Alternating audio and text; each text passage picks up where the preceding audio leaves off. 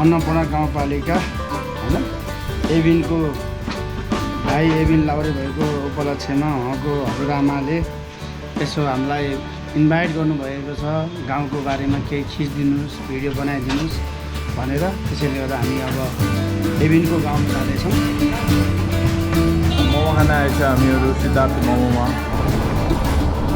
दाजु के गर्नुभएछ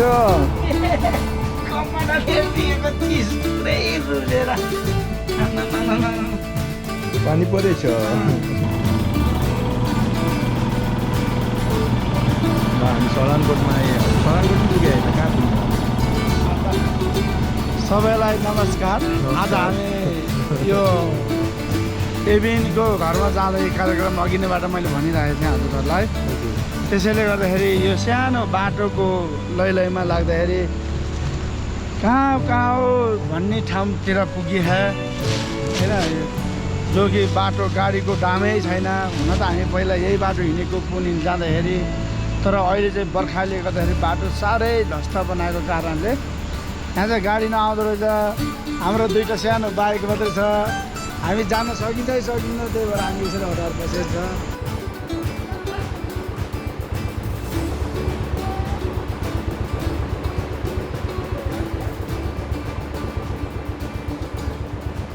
ठिक छ एकदम ठिकठाक राम्रो माछा मारी आज चाहिँ एक ठाउँमा चाहिँ धरे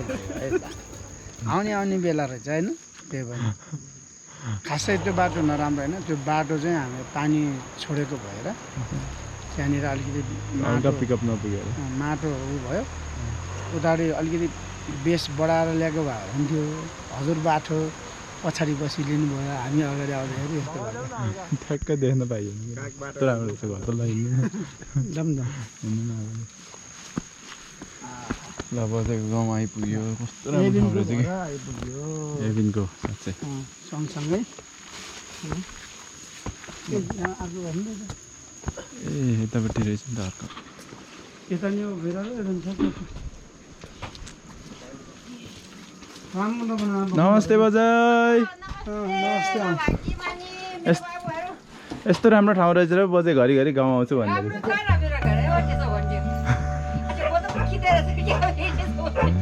त्यही भएर बजाइ घरिघरि गाउँ जान्छु भन्नु हेलो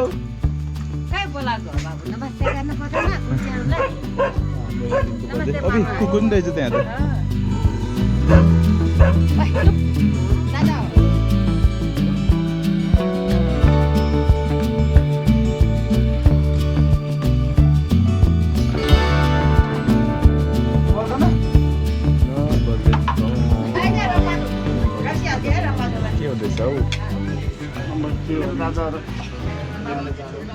जाडोमा जाडो खानुपर्छ गर्मीमा चिया खानुपर्छ खाजा खाने कार्यक्रम भइरहेछ हजुर बल्ल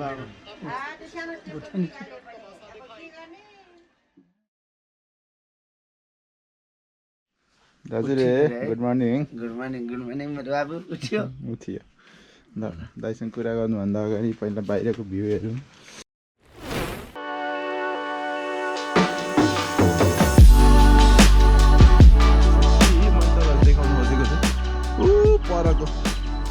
view there you can see more than 10वटा भन्दा धेरै झर्नाहरू क्या त्यो पारि अझै खुलेको छैन अरे यता खोजमा त्यो खोजमा गोप्रोबाट देखेको छैन तर तपाईँहरूलाई मैले ड्रोनबाट देखाइरहेको छु यतातिर कति धेरै झर्ना छ भने काउन्टलेस यस्तो दामी छ मलाई चाहिँ यहाँबाट बाटो छ अरे यो बाटो भएर त्यो माथि माथि कस्तो छ भन्ने खालको भइसक्यो उता माथि भुक्क देउराली भन्ने गाउँ अनि यो चाहिँ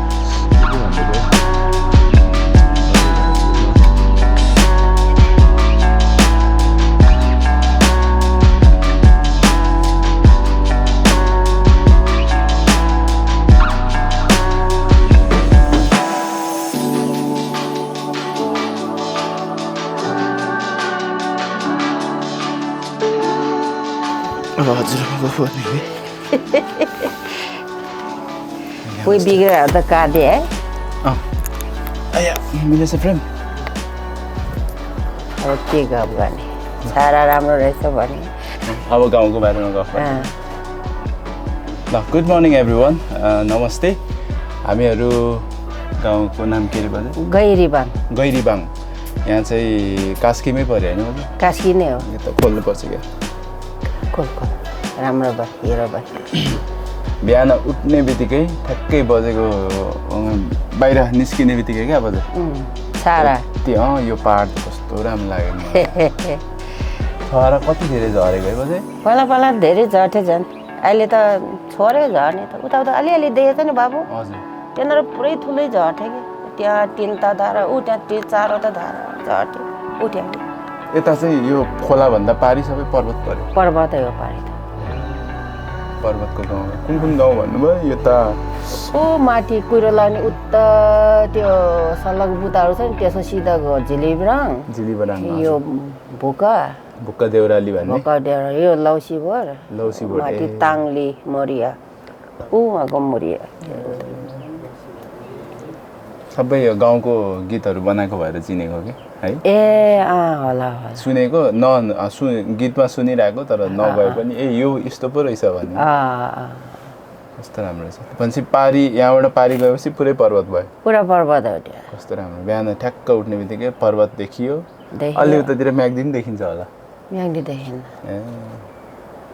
देखिन्न होला म्याग्दी त पुनिलतिरै पुग्यो नि बल्ल म्याग्दी पनिलमा हो पनिल म्याग्दी होला नि के थाहा छैन मलाई त अलि त्यो त उल्ल्यारीसम्म काशी नै हो के रे त्यो पनिलको अलि तल के उल्ल्यारीसम्म मैले अघि भनिरहेको थिएँ यहाँ पारिपट्टि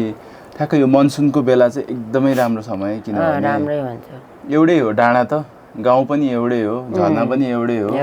तर यो बादलले कहिले लाग्दिँदाखेरि अर्कै देख्ने फेरि झुप्प छोपिँदा अर्कै देख्ने अलिकति झरना हेर्नु ठ्याक्क झरना मात्रै देखेछ त्यति बेला अर्कै देखिने कस्तो राम्रो क्या त्यही त नि राम्रै हुन्छ ठुल्ठुलो धेरै पानी पर्यो भने शीत बढेर आयो भने झरना ठुलो देखिन्छ कि होइन अहिले पनि राम्रै देखेछ होइन देखेछ हामी चाहिँ भाग्यमान रहेछ नि त हिजो के भनिरहेछ मेरो बाबु ल हामी यहाँ किन आछौँ भन्ने तपाईँहरूलाई थाहा छैन भने चाहिँ बजेले सानैदेखि हुर्काउनु भएको बाबु एबिन मेरो नाम यकिन बाबुको एबिन त्यही भएर नजिक पनि भयो पर्यो अनि एबिन बाबु चाहिँ लास्ट इयर भर्ती लाग्यो एकदमै खुसी बजे पनि खुसी हामी झनै खुसी अनि बजेले पनि हामीलाई विश्वास गरेर ल तिमीहरूले गर्छ भनेर जिम्मा दिनुभयो अनि बाबुले पनि मेहनत गर्यो फेरि बजेले पनि धेरै आशिकहरू सबै एकैचोटि मिल्दाखेरि चाहिँ बाबु भर्ती भयो अनि बाबुको भर्ती लागेको के कस्तो भयो भनेर बजेलाई सोध्नुलाई गफ गर्नुलाई मात्रै भेटघाट मात्रै त्यसको लागि आएको हामी एकदमै रमाइलो लाग्यो खुसी लाग्यो बाबुहरू आएर मलाई साँच्चै हो क्या बिहान आउने बित्तिकै बदाम खायो यहीँ फलेको बदाम रहेछ बिहानमा चिया अब हामी एकछिनमा निस्किन्छ होला ठाउँ छोडेर जानु मनै छैन तर अब त्यहाँ खोला बढेछ भन्छ कसरी जाने हो ए अन्त नि हिजो लडेको नि भाइ दुईजना कस्तो मजाले लड्यो यसरी हुरुर माथि आफूसँग थियो नि होइन बाबु त ऊ दाइसँग चढेको थियो ए भोग्लकै लटेको दाइ आउनु न त ल बजे हामीलाई बोलाउनु भयो एकदमै खुसी लाग्यो मन चाहिँ खुसी लाग्यो नि विषय भेट्नु धेरै खुसी लाग्यो म त साँच्चै अब हजुर किन बजे पोखराबाट घरिघरि गाउँ गयो गाउँ मात्रै हुँदो रहेछ पोखरा आफ्नो घर छैन कहाँ बसिरहने त बनाउला नि बाबुले बनाउला त बाबुले बनाइहाल्छ नि मेहनती छ पैसा सितिमिति खर्च गर्छ मलाई त ठिकै छ यहाँ बस्ने यहाँ झन् रमाइलो नि आनन्द लाग्छ यस्तो राम्रो ठाउँमा बस्नु पर्यो बाबु पढाउँदासम्म तलै बस्यो के रे हजुर तलै बस्नु भयो पढाउनु मन नबसेर कहाँ पढ्ने नि बिचार भन्नु पर्यो नि म 2 वर्ष 3 वर्ष कति वर्ष आउँदै जाने त भएर नि तर आउँदै भनेकै धेरै जस्तो कता बिग्री गयो के भयो नि जवान छ नि त होइन त्यो 16-17 मा बचाउन पर्ने छ के बाउ बिग्री गयो त्यही भएर अहिले हजुरले राम्रोसँग हेरविचार नगरेको भए त अर्को कुनै ट्र्याकमा जान्थ्यो कि त आफै भन्छ बजे तपाईँले त्यो चाहिँ मलाई उ नगर्ने भए म त के भन्थ्यो मेरो साथीहरू कति बिग्रेको छ धेरै जस्तो कोही राम्रो छ भन्छ ल बजेले हामीलाई बिदाई गर्न लाउनु भएछ अब राम्रो राम्रो काम भन्दै जाऊ हे बाबु है धेरै धेरै है आशीर्वाद लागिरहेछ राम्रो कामहरू बेसी राम्रो भन्दै जाऊ यो कस्तो त आएन होला नि होइन ल ओ कस्तो राम्रो रहेछ ल स्या ल ल ल भाकी माने निरोगी भन्नु पर्यो हुन्छ आमा ल बुद्धि बरो ओ बुटी गुरुङ आऊ कता हो बुढी सा अलि टोपी उठाइ निरोगी भन्नु पर्यो तिमीहरूको काम राम्रो राम्रो हुँदै जाऊ नि बिहा गरेछ गएन गरिसक्यो गरिसक्यो ए बुढीलाई माया गर है गाली नगर छोरी छिटो छिटो पाएर लाउरी बनाऊ है मेरो नाति जस्तो लाउरी भन्नुपर्छ है बनाउनु पर्यो नि होइन अरू लाउरे होइन ब्रिटिसको लाउरे त्यसको लाउरी ल भागी माने ल एकछिन आइज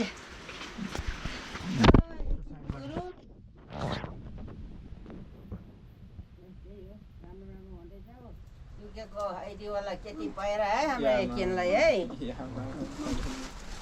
मन सम्झिने केटी पाएर निरोगी पाएर एकछिनको बिहामा हामीलाई खानु बोलाएर है निरोगी भनेर ल गएपछि दिदी जान्छु ल ल भाइ बन्टु भाइ हस्टेलतिर पस्दै गर्नु आएको बेलामा अहिले त 25-26 जना सबै भयो नि होस् है ल ल ल अब हामी यकिनको घरमा आयौँ एबिनको। एबिनको होइन एबिनको घरमा आइयो बस्यो एबिनको बजेसँग तितो मिठो कुरा गऱ्यौँ होइन खाना राम्रै बनाएर दिनुभयो बिचरा फुपू आउनुभएको रहेछ उहाँलाई धेरै धेरै धन्यवाद र फुपूको छोरो होइन जेठो छोरो बाबुलाई नि धेरै धेरै धन्यवाद आगामी दिनमा बाबुले पनि आफ्नो दाइको प्रेरणा सिकेर केही न केही गर्छ भन्ने पूर्ण आशा लिँदै आजलाई ल धन्यवाद बाई बाई